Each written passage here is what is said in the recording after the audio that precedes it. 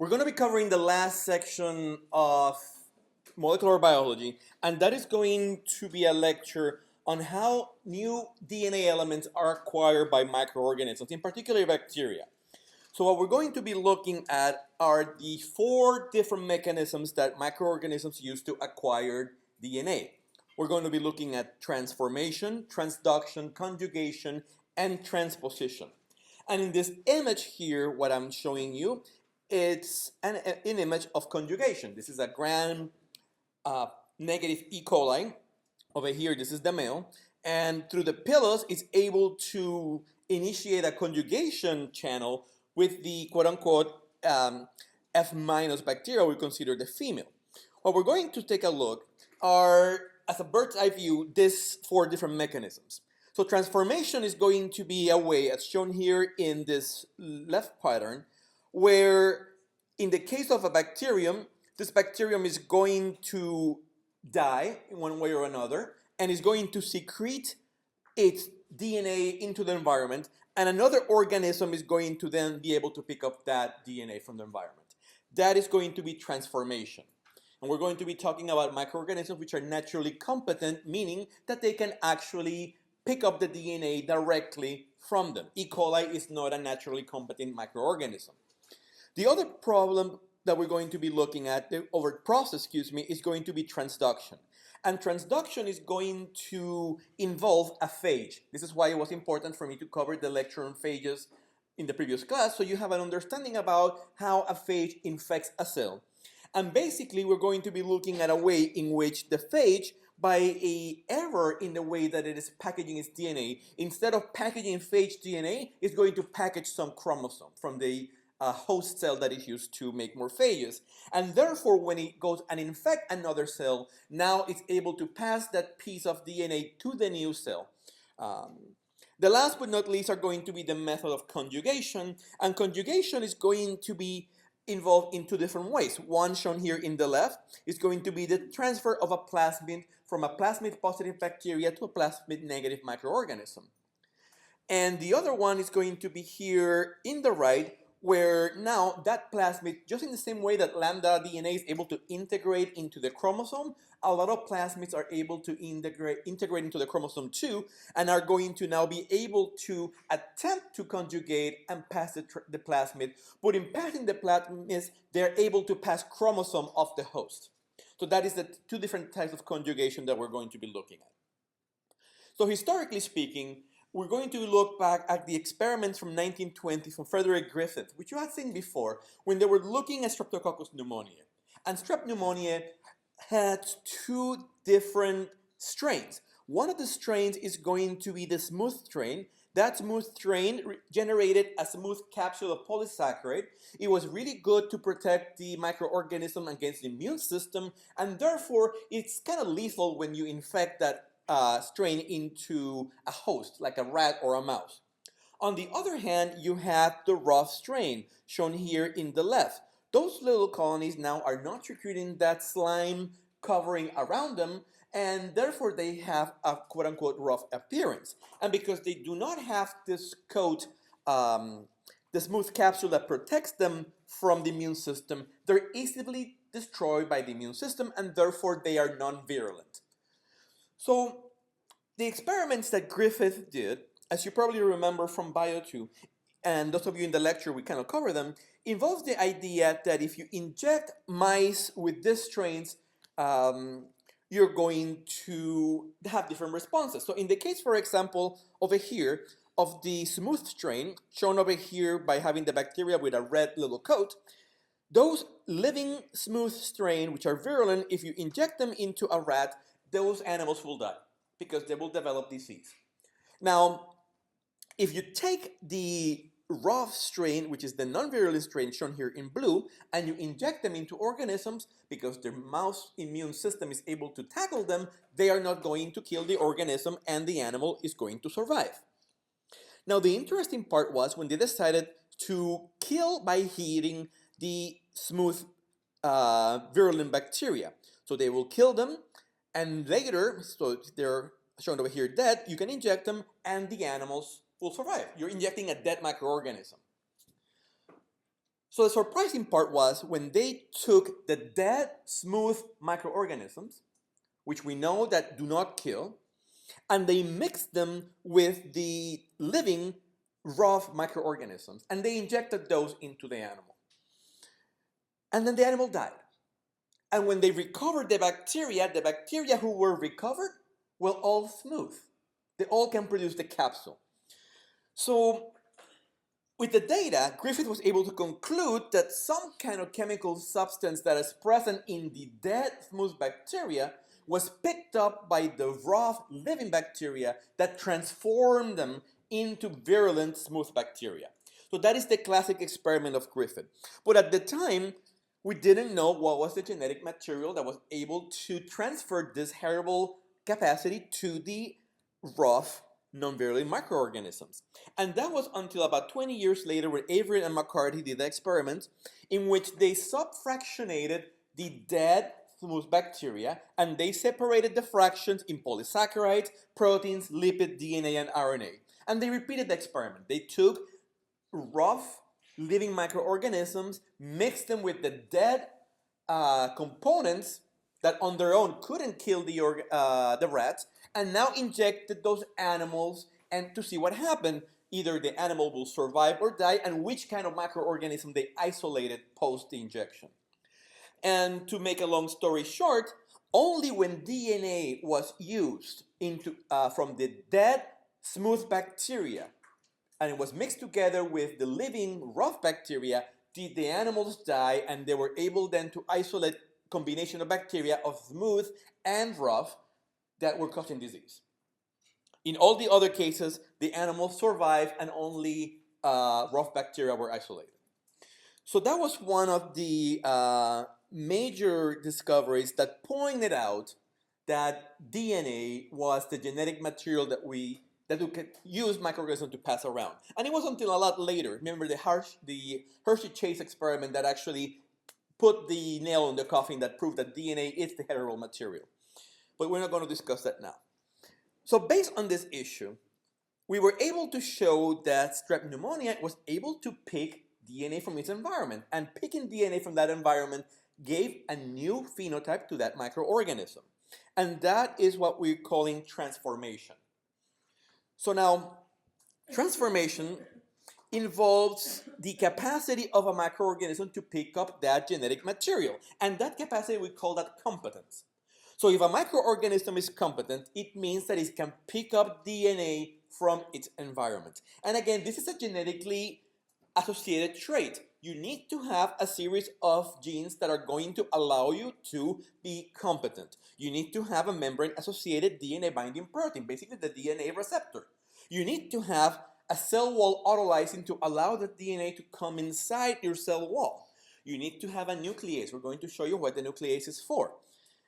And a lot of gram-positive microorganisms and some gram-negative microorganisms are naturally competent. For example, Bacillus and Streptococcus, as you may imagine, are naturally competent. Neisseria, from Neisseria gonorrhea and Neisseria meningitis, are naturally competent, and those are gram-negative organisms. This is one of the reasons why we probably are having now a very large number of gonorrhea strains which are resistant to all micro antibiotics that we're using, because they're naturally competent. And also Haemophilus. Now, E. coli is not a competent strain. E. coli cannot pick up DNA from its environment like Neisseria can. We have to make them chemically or electrocompetent for us to do it. Now, the process of competency involves, as I mentioned, having a receptor that is going to bind the DNA, as shown over here in this first figure. That double-stranded DNA is going to be bound about that receptor. The autolysins are going to be able to make a little hole to allow the DNA to come in. And a nuclease is going to digest one of the strands as the DNA is now pushed through the channel that is made to allow it to go in. That's what the role of the autolysine. Now, as the DNA is coming inside the microorganism, it's a single-stranded DNA, so now you have single-stranded DNA binding proteins that we're going to bind to it so it could be protected. And eventually, through the effect of the molecule REC-A is a gene product that allows for recombination, for homologous recombination. So now, if there is an area of homology for that newly acquired DNA to find a homologous sequence in the chromosome of the organism, now you can have a REC-mediated homologous recombination, which is going to substitute some of the host DNA for the newly acquired DNA that came from the environment. And that, as you can see here, results in that DNA now being part of the cell. So that is the process of transformation. Now, for transformation to occur, you need to have the DNA uptake machinery. And from a paper that I found in Transient Microbiology, I am coming in over here with these figures showing in A, the gram-negative Neisseria gonorrhea, and in B, the gram-positive Bacillus subtilis.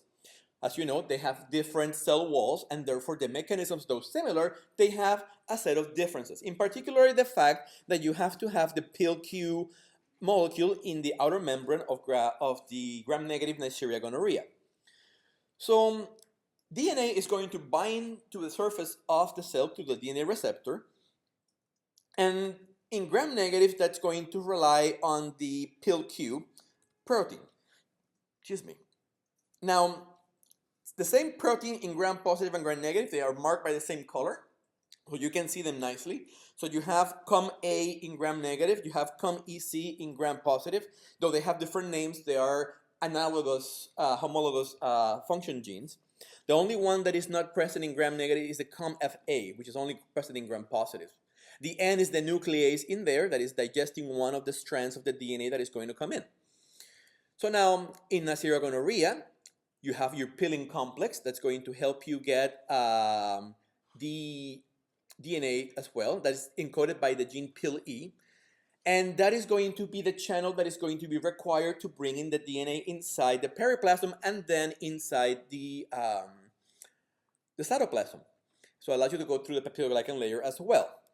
And that is aided by the blue enzyme over here that is the COM-E. That is the DNA binding protein that is helping you.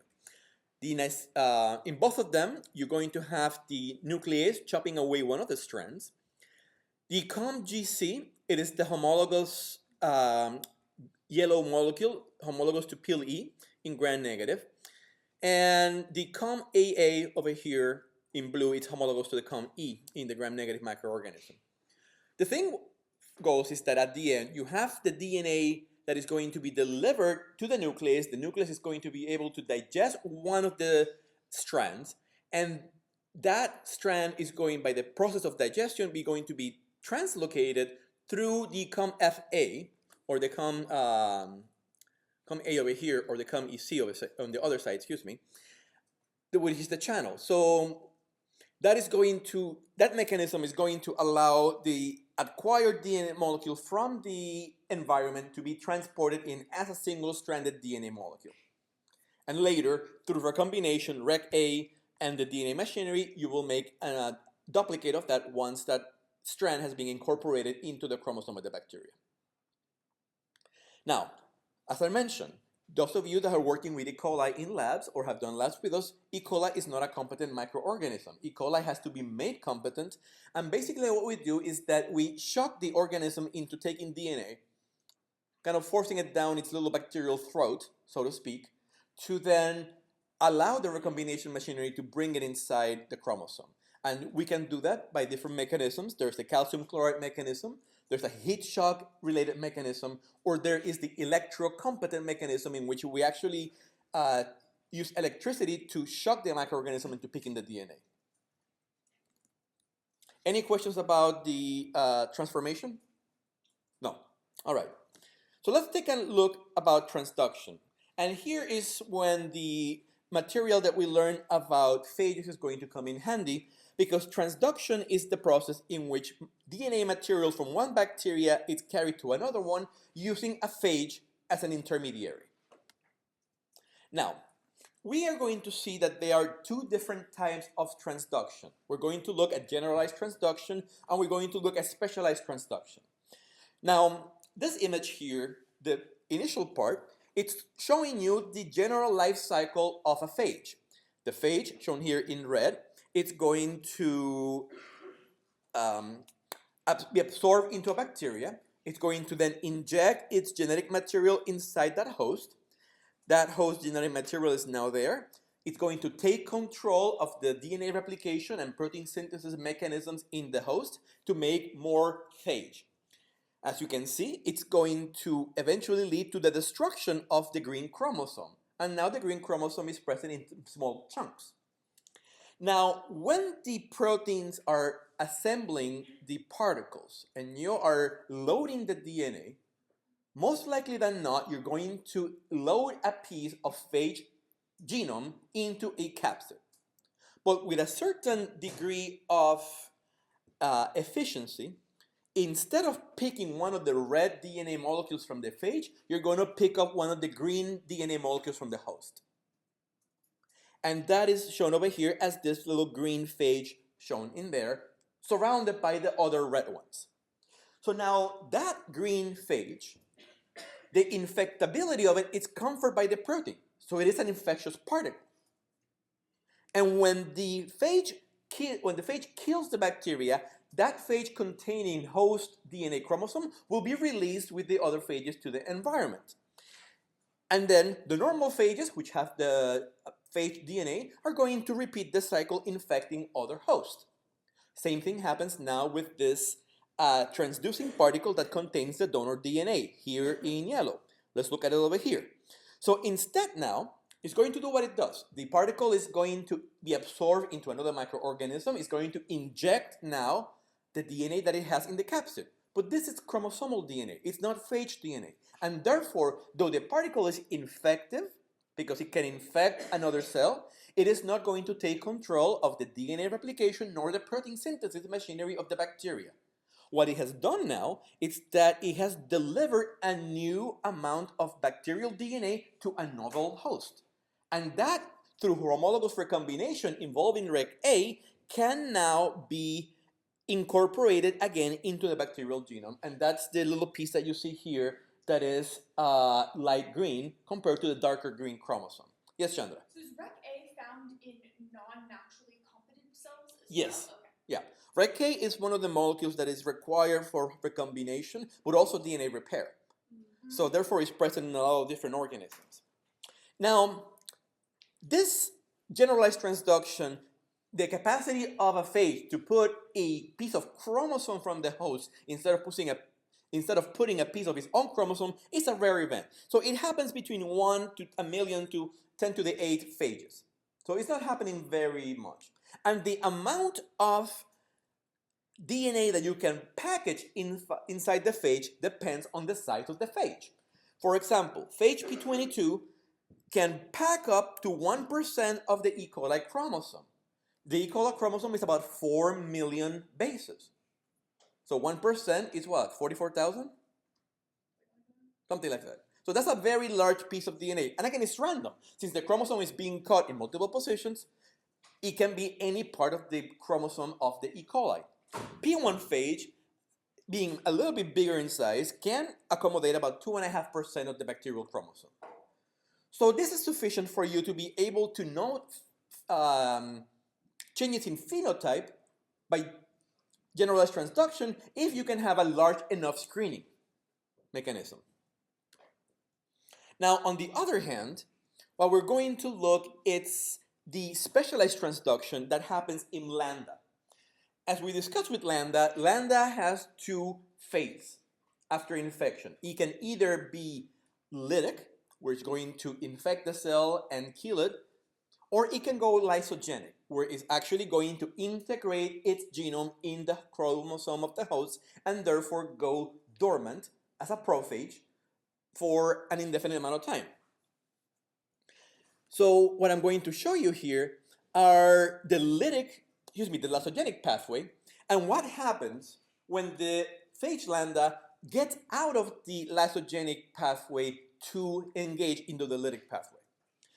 So now, at the top of it here, we have a microorganism. Remember, lambda integrates itself in between the biotin and the gal operant. So it has a very specific place of insertion in the chromosome.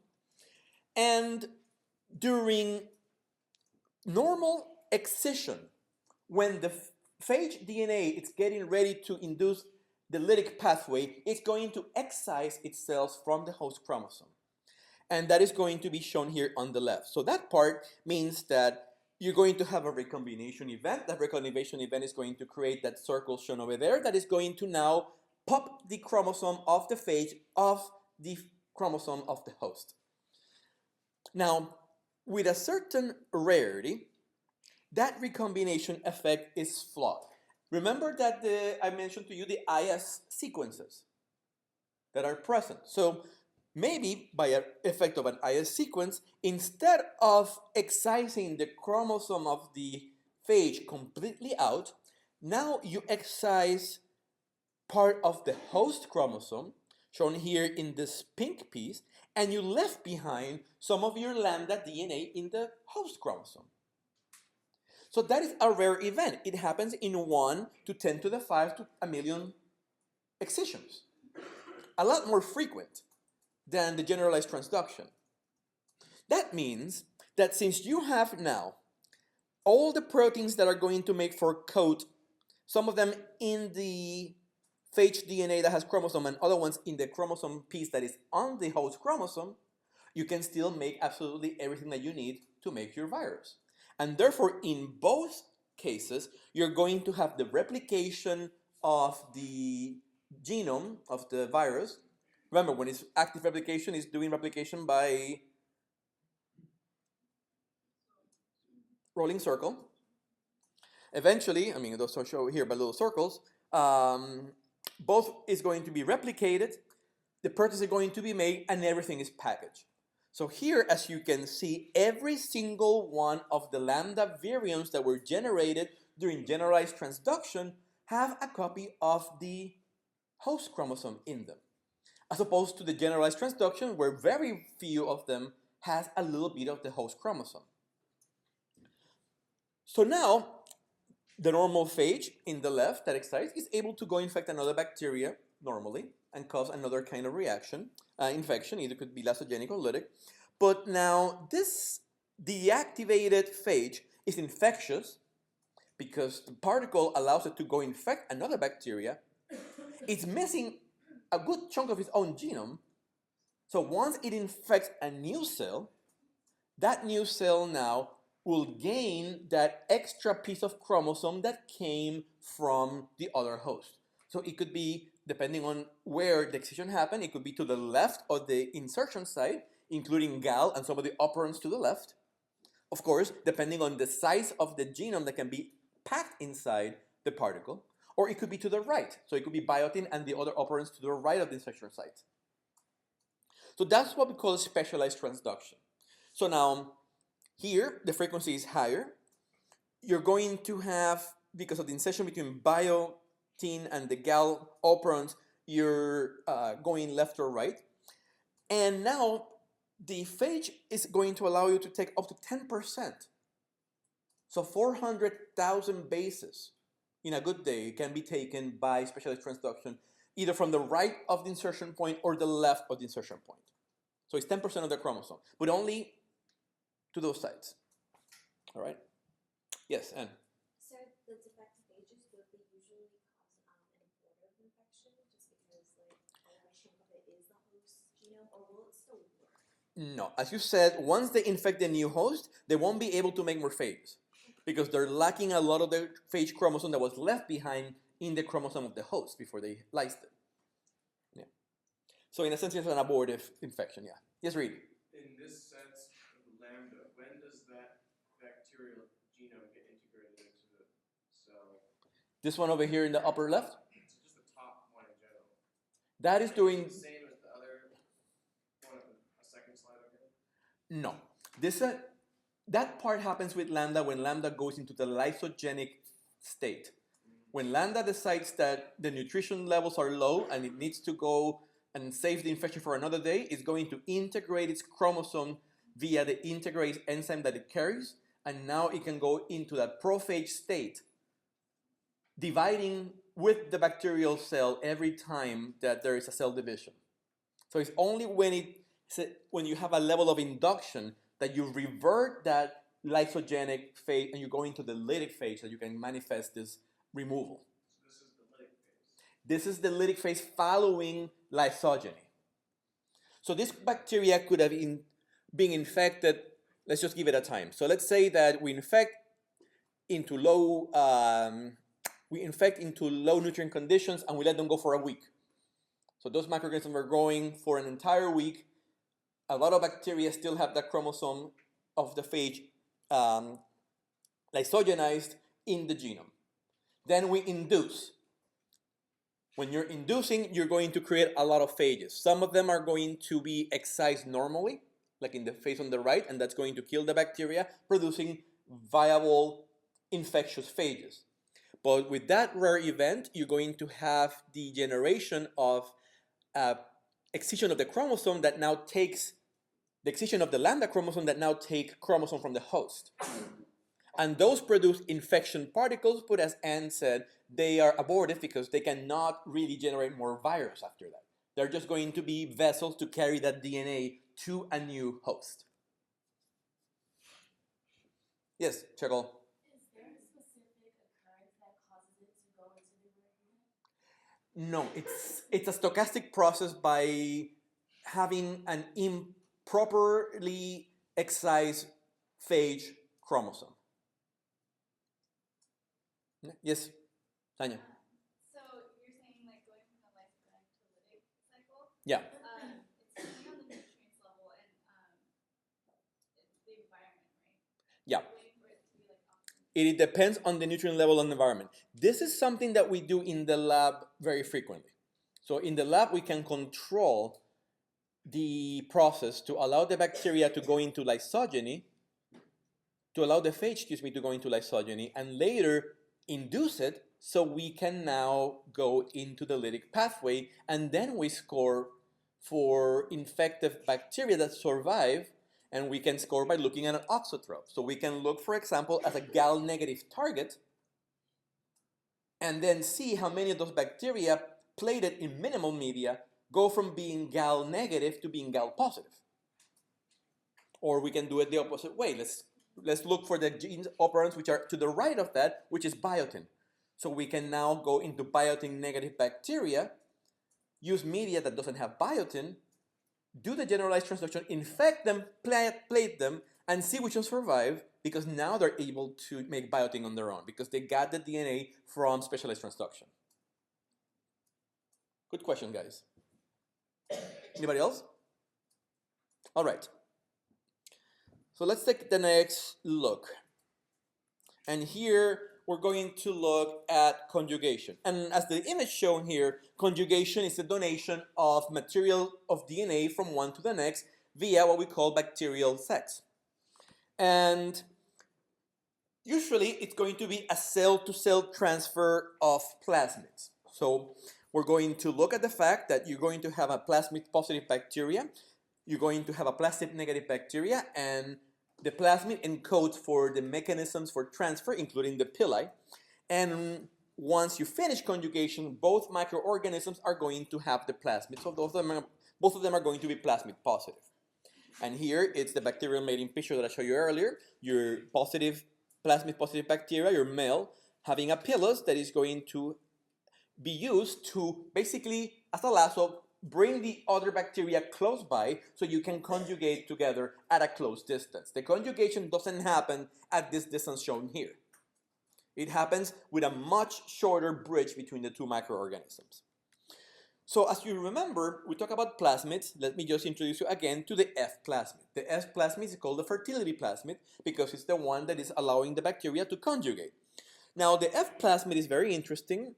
It has two origins of replication. One of them is called ORAT, that is the origin of transfer. We're going to look at that in a moment of why that is different. And we have the ORAV, which is the origin of replication. Now, it also includes a lot of TRA genes, TRA for transfer. One of the most important ones is going to be the tri-I. Tri-I is the helicase that is going to be required to transfer the DNA from one bacteria to the next. We're going to take a look at that in a second. It also includes all the TRA genes that make the sex pila, as well as TRA-S and TRA-T. Those two proteins are going to encode what we call the surface exclusion complex.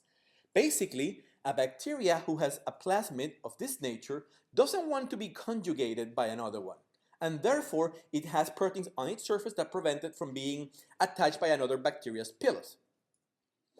So this kind of plasmid is an epitome, and as you know, an epitome, it is a plasmid that can integrate itself into the chromosome by homologous recombination.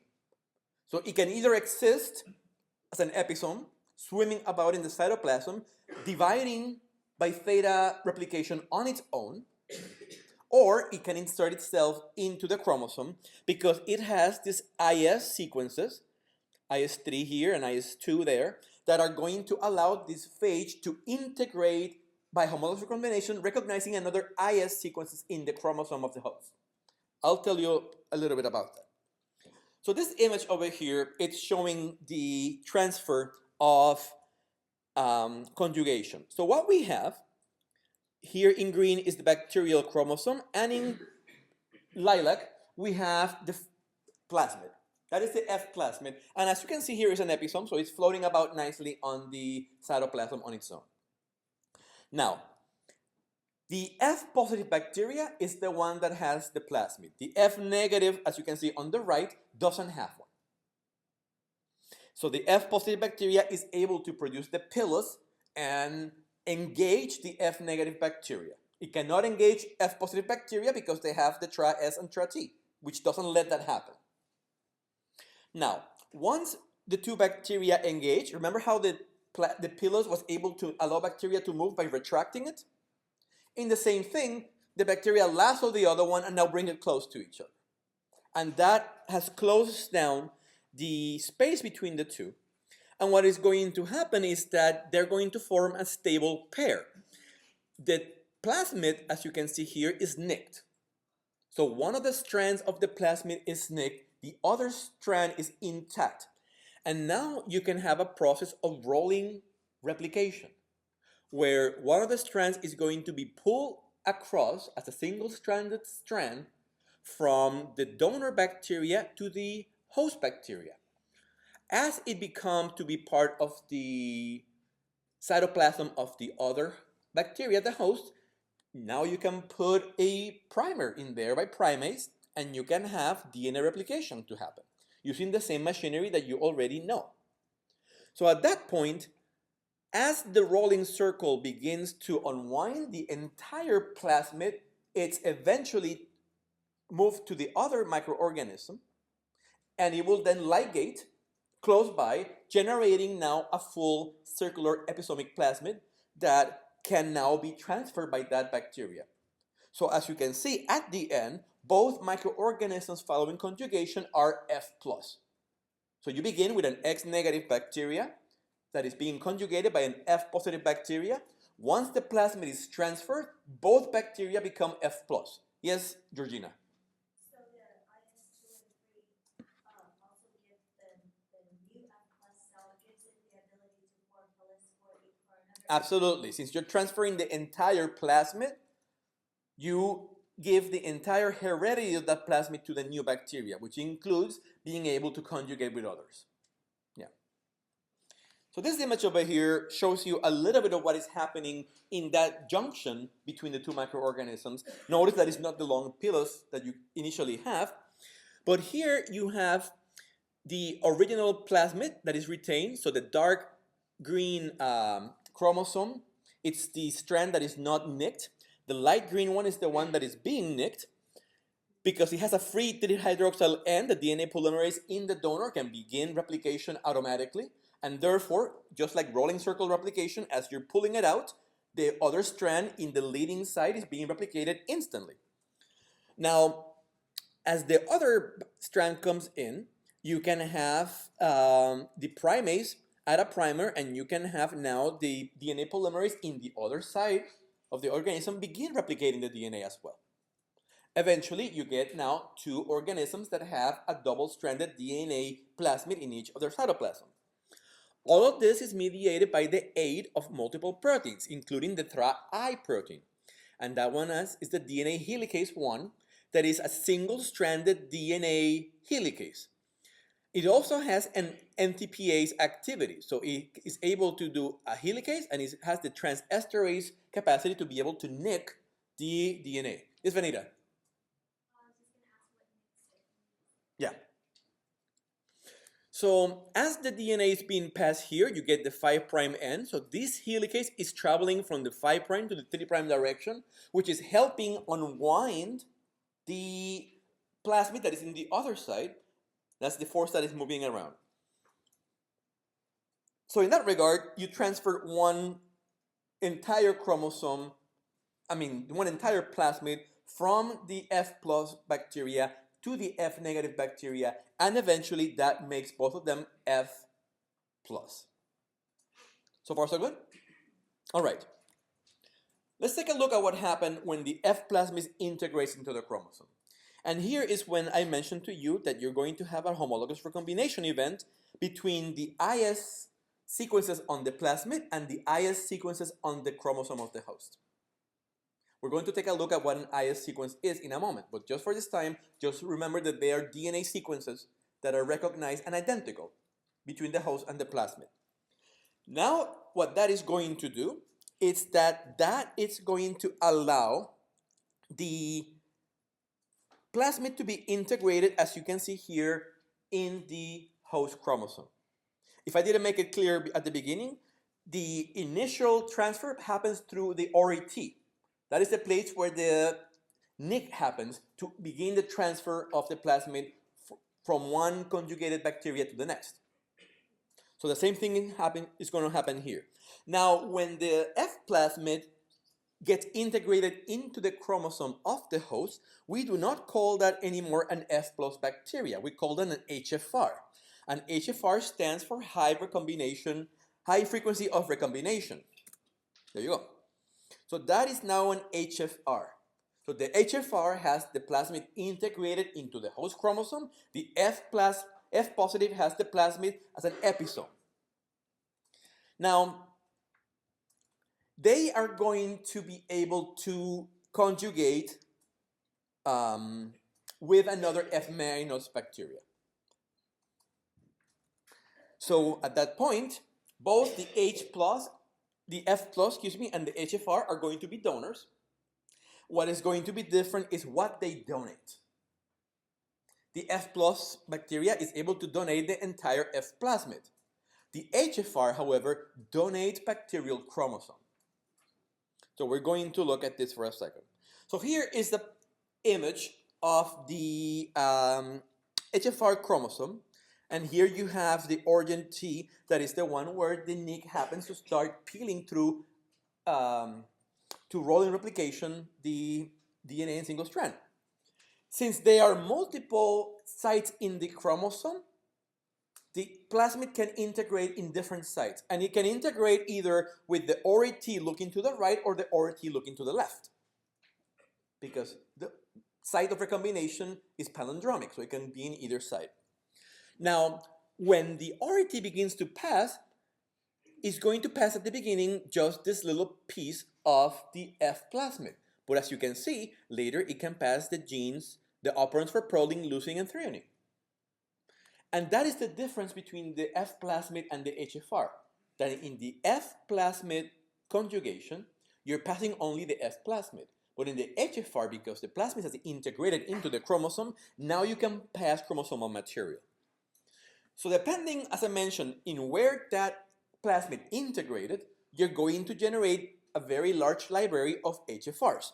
So for example, here we have 4 different HFRs that integrated themselves in different positions of the chromosome. And they integrated the different positions also in different orientation. So for example, HFR1 integrated itself in the chromosome between operon B and operon C. And the direction of the transfer is facing B. So therefore, as you peel the tape, C, D, and E will be the very first genes that are going to be passed, and the last genes that are going to be passed are going to be A and B. In the case of HFR2, HFR2 is integrated in between M and L, but is facing M, the RET. So when you peel the tape, the first genes that are going to go are L, K, and J, and the last ones are going to be O, N, and M. So you see that depending on where in the chromosome the HFR integrates and in which orientation it does, you're going to have changes in what are the genes of the chromosome that are going to be passed to the recipient. So this is something that we can test experimentally. Because for example, we can take an HFR. This HFR, it's positive for threonine, positive for leucine. It has the lac gene operon all nice and working, and it has a resistance to streptomycin. Well, we have a host that now it's threonine negative, leucine negative, lac negative, and is resistant to streptomycin. Now, we allow that mating to happen, and depending on the conditions of your selection, we can select either for the auxotropes that are going to grow in the absence of threonine or leucine, or you're going to add lactose to the media as a sole source of carbon and score for the bacteria that can grow on lactose. So that is what is shown over here in this image. So in the left-hand side, you put a minimal agar media with glucose as the sugar, and that minimal agar media basically is scoring for bacteria that can make every single one of its amino acids, including threonine and leucine.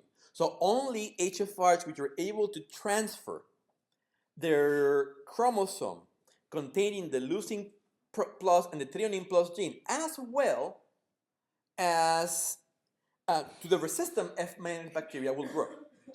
So that's what you have over here.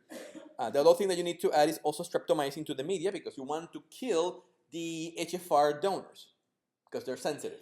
On the other hand, if you're selecting for lactose, you can now put your media, you can put lactose present, but give it threonine and give it leucine because you're not looking for those transformants. You're only looking for the ones who are able to be lac positive, and then you score for the bacteria that grow.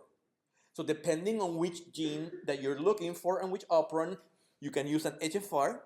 So think about any examples that you can give and the kind of medias that you can use and the selection mechanism that you can use in order for you to then score for them. Now, this happens because you have a process of, you can check the speed and the direction of integration by a process of interrupting mating.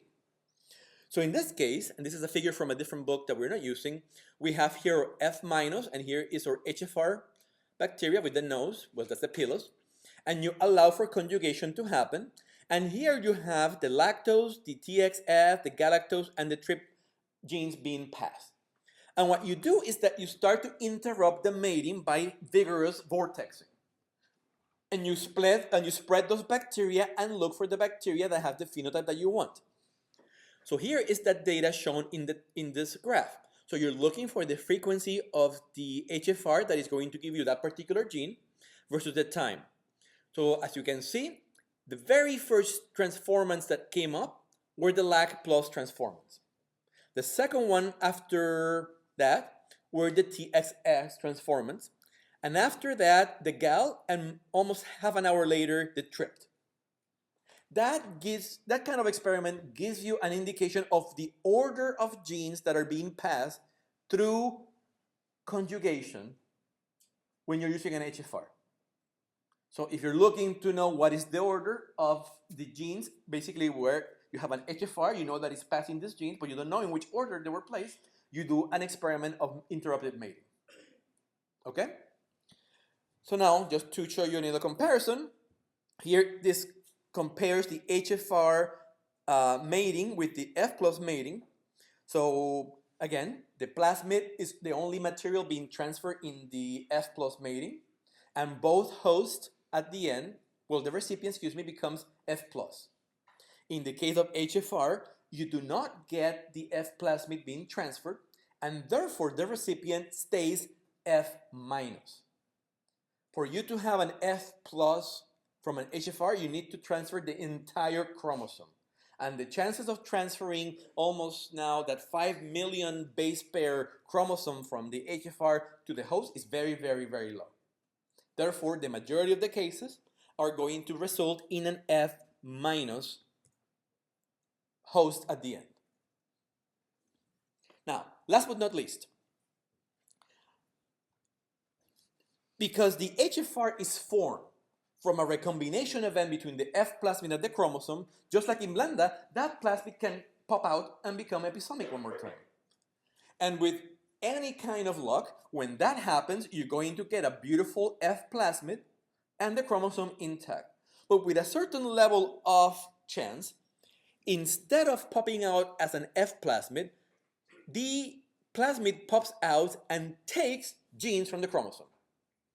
And that is the case over here that have created now an F prime microorganism. So you went from an F plus to an HFR. That can go back to an F plus if the recombination excision event is perfect. But if it's not, the plasmid is going to now have piece of the chromosome and it's called an F prime. That F prime, shown over here, now has this episomic piece of DNA that is going to be able to be transferred to another microorganism. And the thing at the end happens that here you have the mating, so gene A and gene B were the ones being carried in the F prime plasmid. They are going to be passed by conjugation from the F prime to the F minus, but at the end, the recipient is also an F prime. All right? So make sure that you understand the difference between the F plus, the HFR, and the F prime, and what are the results of the conjugation events that happen between those two different systems. How does it excite itself? It's going to excite itself. Remember that it came in through homologous recombination into one of the IS sites? There are other IS sites present, and when it's exciting by reverse recombination, basically by an excision event, it comes out, and instead of going from IS to IS surrounding the plasmid, it can take an IS region far away from the plasmid. But the IS regions then flip close and give you the primer that way, the plasmid that way. Now, let's look at these pesky IS regions, and let's look at transposition, because this is going to explain a lot of these issues. So now, a little bit of molecular history. Barbara McClintock, she was a biologist that in 1944 basically was observing maize, and she started to realize that maize had these red streaks that were coming on, and the heredity of those was not always following Mendelian laws.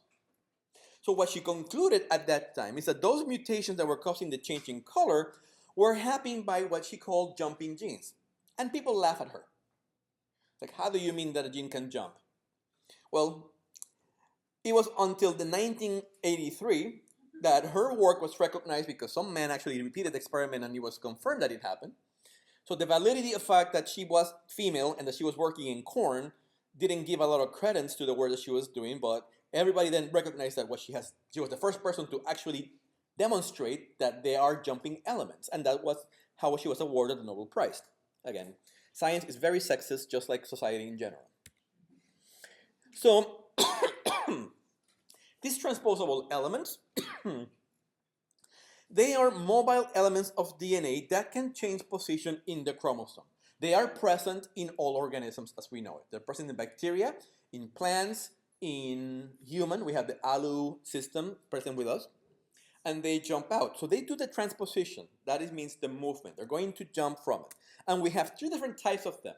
One of them is going to be the IS sequence. They're called insertion sequences. The other ones are going to be the bona fide transposons. And the last ones are going to be the retrotransposons. And those are mostly present in eukarya. And we call them retrotransposons because they have an RNA intermediate in their mechanism. So an IS sequence, like the IS2, it's a sequence that is not very large. Here is a 1300 base pairs. But it encodes the enzyme transposase. That enzyme is going to be the one that is going to allow it to exit the DNA and insert itself into a different place. They have the enzyme, and that enzyme is flanked by two inverted repeats, which are about 41 bases long. And as you saw, they can be found in the chromosome of the bacteria, they can be found on a plasmid, or they can be found on a phage.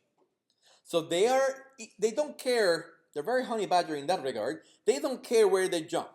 They can jump in the chromosome, they can jump in the plasmid, they can jump on the phage. So now, some IS sequences, like the one shown here at the bottom, here you have this inverted repeats at the end. This one had the transposons gene, but they also have a resolvase, and the resolvase is the enzyme that allows them to actually exit out. And this one encodes an antibiotic resistant gene, which is the beta-lactamase gene. So that is an IS sequence. Now, a transposon, it's similar to an IS sequence in that they are made of two flanking IS sequences with DNA in between the two. So for example, transposon 5, shown here in the picture, has two IS sequences. So it has a left IS50 sequence and a right IS50 sequence. The one on the left is mutated, so the transposons gene is mutated in one but not the other. And in the middle, it's encoding genes. And in this case, all those are antibiotic resistant genes. So the transposon is a lot larger. It carries a lot many more antibiotic resistance genes. And depending on the type of IS sequence flanking it, you're going to have different sizes. So this table over here, it's showing you some of the more common IS sequences and some of the most common transposons and the genes that are carrying for antibiotic resistant in them. Now, a transposon, because it is an element that is able to jump between places, it doesn't really have a particular target that it can use, and therefore it can jump into the middle of a gene and disrupt it. That is how it's transposon-mediated mutation, because you can kill the gene by imposing this entire piece of DNA, which is about 4 bases long, in between your DNA, disrupting that particular protein. What happens also is that during the method of transposition, you're going to have a replication of the target sequence. So for example, here's your transposon, that is the sequence that is going to be recognized. You create an overhang. As you can see here, the overhang is a single-stranded DNA overhang, and when the transposition happens, you duplicate that overhang, therefore duplicating the target sequence that you generated. So now, that happens in every transposition event, and we can have transposition happens in 2 different mechanisms. Transposition having conservative, where the donor of the transposon is going to lose the transposon when the transposon jumps, or you can have the replicative transposition, which means that the donor is going to maintain a transposon and the host DNA that it receives is going to also gain a transposon. So transposition can happen in both different types. And for example, the TN5 transposon is a conservative transposon versus the TN3 transposon is replicative. So this image from the book, it's showing you both examples. Here in the left, we have the conservative transposition. So here's your purple transposon and your host DNA is green. Here is the IS target sequence in the target DNA that is going to be recognized. And when this transposon jumps from the green donor to the yellow host, as you can see, the sequence that it's the target gets duplicated, flanking the transposon. In conservative transposition, the donor loses the transposon. Eventually, this gets closed. It's not that it's going to stay open and the cell is going to die. So eventually, that piece of DNA, by the transposition mechanism, closes. Now, on the right-hand side, you have the opposite, which is replicative transposition. And replicative transposition, here you got the donor again. The donor has the purple transposon. Here is the target of the host that is going to receive it. So now this transposon is able to duplicate itself and jump into the new target DNA. So here is the recombination site, duplicated. But as you noticed, the donor also maintains the transposon. So that is the main difference between the two. Now, let's finish up.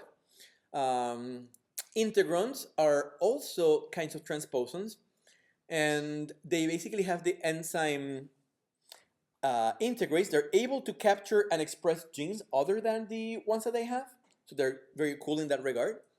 And they can bring a lot of antibiotic resistant genes along with it. But as I mentioned to you, transposons are useful in bacteria, they're useful in Drosophila work because they're able to induce mutagenesis. So you can have, for example, here three different genes, and you have your transposon here, and that transposon can jump, and here it inserted itself in the middle of gene number 2. Now gene number 2 is no longer have a sequence that is going to make a protein of use, therefore it's mutated. Gene 1 and gene 2 are still intact, because this is a polycistronic bacterial operon, therefore gene 1 and gene 2 doesn't suffer anything. So this microorganism will be able to make the protein for gene 1 and the protein for gene 3, but not the protein from gene 2, because the gene 2 protein has been destroyed. The last 5 minutes that I have, I'm going to show you a little bit more about a very relatively novel issue with molecular biology of bacteria, and this is called the CRISPR. Now, the CRISPR, it's a quote-unquote immune system of bacteria. As we have talked, bacteria can be infected by plasmids.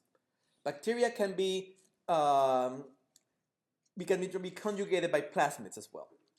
So now, the CRISPR system, it's a way for the bacteria to remember what DNA they have fought and have a memory of it. So now in this case, you have the bacterial chromosome here in green, you have the Cas gene, which are form of the recombination for CRISPR, and you have a set of repeats that have been maintained, and those repeats have unique spacer sequences. So let's say that your bacteria got infected with a phage. The CRISPR system is going to put a piece of that phage DNA in between two of those repeat spacers. Now, eventually, that entire area of those repeats gets transcribed into an RNA molecule. And here is when the Cas proteins become useful. Some Cas proteins are going to come over here, and they are going to be able to cleave the large RNA that includes all these little pieces from these DNAs that the bacteria had seen into smaller chunks. Now, this little RNA is able, because it has DNA homology, because it is homologous, to a DNA molecule of a foreign invading DNA, it can go around and it can find it if it's present into cytoplasm of the bacteria and bind to it.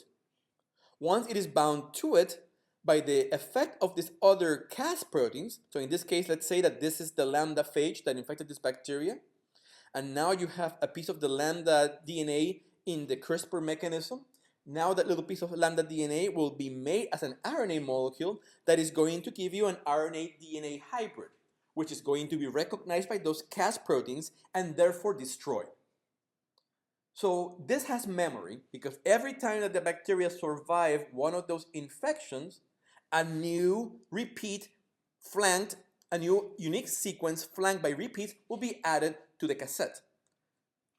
So you learned recently about this young girl who was having an incurable leukemia, and now we are using this system in molecular biology. So that is how they gene edited their DNA, using the CRISPR mechanism. So it's very useful for bacteria to keep their immunity, but now we're using molecularly to be able to recombine, and in that case, be able to edit the DNA. Yes, Chandra? Does this only apply to viruses that have DNA and not to viral RNA? That's a good question, and I will assume yes right now, because it's making a copy of the DNA. So if your phage has an RNA phage, I do not know if you'll be able to make a DNA repeat to put in a DNA spacer to put in between your repeats. Right, that question. Anyway, we'll stop there. Oh, sorry, Shackle, go ahead.